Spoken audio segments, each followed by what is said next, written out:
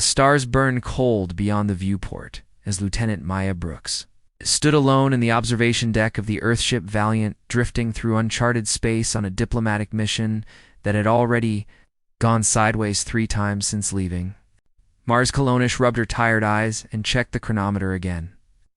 Wondering how long before the alien delegation would arrive for their next round of negotiations with the Coalition, Flit Maya had been chosen for this mission because of her linguistic skills and her ability to remain calm under pressure, but nothing in her training had prepared her for what happened when the door suddenly opened behind Hirsch, turned, expecting to see Commander Harris or one of the other human crew members, but instead found herself facing one of them. Alien stood in the doorway without making a sound, her form humanoid, enough to be unsettling yet different in ways that made Maya's heart race with something between fear and fascination. Visitor was tall, nearly 6.5 feet, with skin that seemed to shimmer between deep violet and silver, depending on how the light caught. Yet her eyes were larger than human eyes, the color of molten gold, with vertical pupils that tracked Maya's every movement. What happened next would become the most classified moment of first contact in human history. Without a word, the alien reached up to the collar of her flowing garment, a dress of some material that seemed woven from starlight itself, and began to remove it. Maya's training screamed at her to call security, to activate the emergency protocols, to do anything except stand there frozen, but her body refused to obey.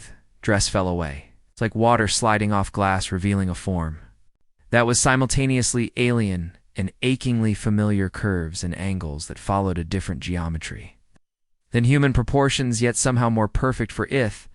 Alien smiled in a slow, deliberate expression that showed teeth just slightly too sharp to be human, her lips curving in a way that communicated confidence, amusement, and something else that made Maya's breath catch in her throat. "I am called Zara." "Duh," the alien said in perfect English, though her voice carried harmonics that no human throat could produce. "You are Maya Brooks, the one they send to speak for your kind." Maya finally found her voice, though it came out rougher than she intended. "This is highly irregular. We have protocols for—" "Protocols?" Zara interrupted, taking a step closer, her bare feet making no sound on the deck plating. "Your people are always speaking of protocols and procedures and proper channels." She tilted her head in a gesture. "That might have been amusement. My people have different ways of establishing trust by getting naked." Maya asked, then immediately regretted the crude phrasings. Ara's smile widened. "By showing vulnerability," she corrected, "by demonstrating that we carry no weapons, no deceptions, no barriers between our wares. True selves." She gestured to her discarded garment. "On my world, this is how we begin all important conversations." Maya's mind raced through every xenocultural briefing she had ever received, searching for any mention of this custom, and finding nothing. The delegation had been so focused on political positioning and resource negotiations that nobody thought to ask about basic social protocols.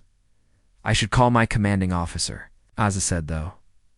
She made no move toward the comm panel. "You could," Zara agreed, "but then this moment passes and we return to your protocols, to the careful dance of diplomacy, where nothing true is ever spoken." She took another step closer, now within arm's reach.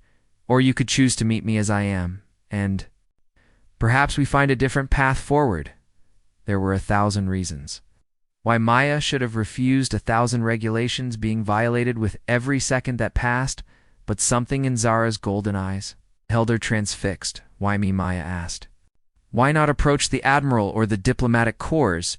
Because you are the one who watches the stars when you think no one sees," Zara said softly. "Because you are the one who asks questions instead of making demands." She raised one hand palm forward in what might have been a gesture of peace or offering. "Because when you speak to my people, you try to understand, not just to be understood."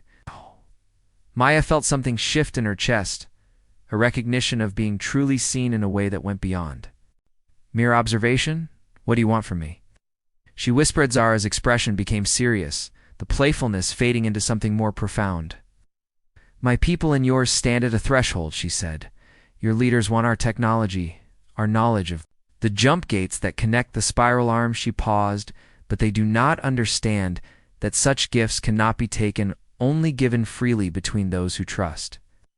And you think standing here like this creates trust? I think it creates honesty, Zara replied. No weapons, no armor, no pretense of superiority. She spread her arms slightly, just two beings choosing to be vulnerable together. Maya understood then what was really happening. This was not seduction in any human sense, though the display was certainly calculated to unsettle. It was a test and a challenge rolled into one. Your people think we are weak, Maya said slowly, working through the implications. Because we wear clothes, because we hide behind protocols and hierarchy, not weak. Zara corrected, afraid she lowered her arms. Your species has been alone among the stars for so long that you have forgotten how to trust anything.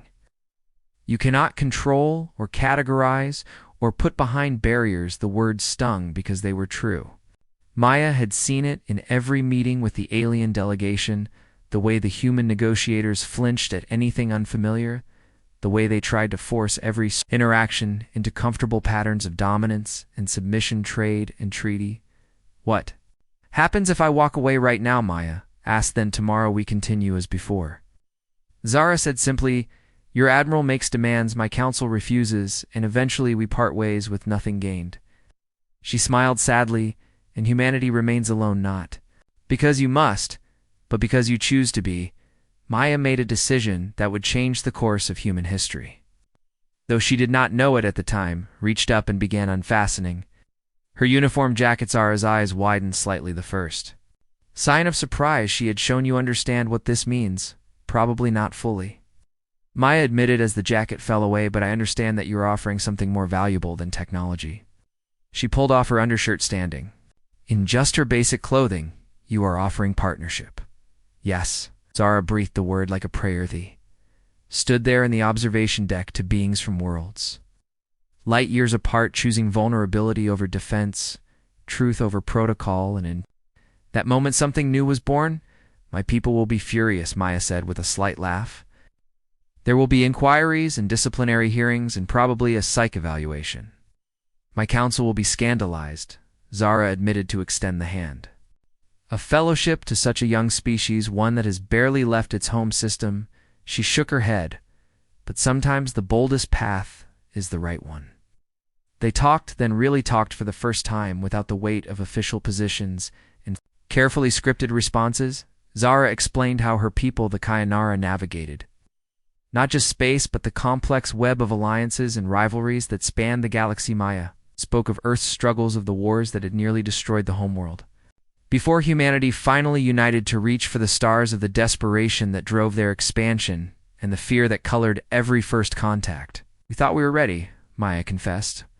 We have ships and weapons and all the trappings of a spacefaring civilization. She looked out at the stars. But we are still so afraid of being conquered or exploited or wiped out. Fear is not weakness, Zara said gently. But it becomes so when you let it control you. She moved to stand beside Maya at the viewport, their reflections ghostly in the armored glass. There are predator species out here, ones who would see Earth as nothing more than resources to harvest.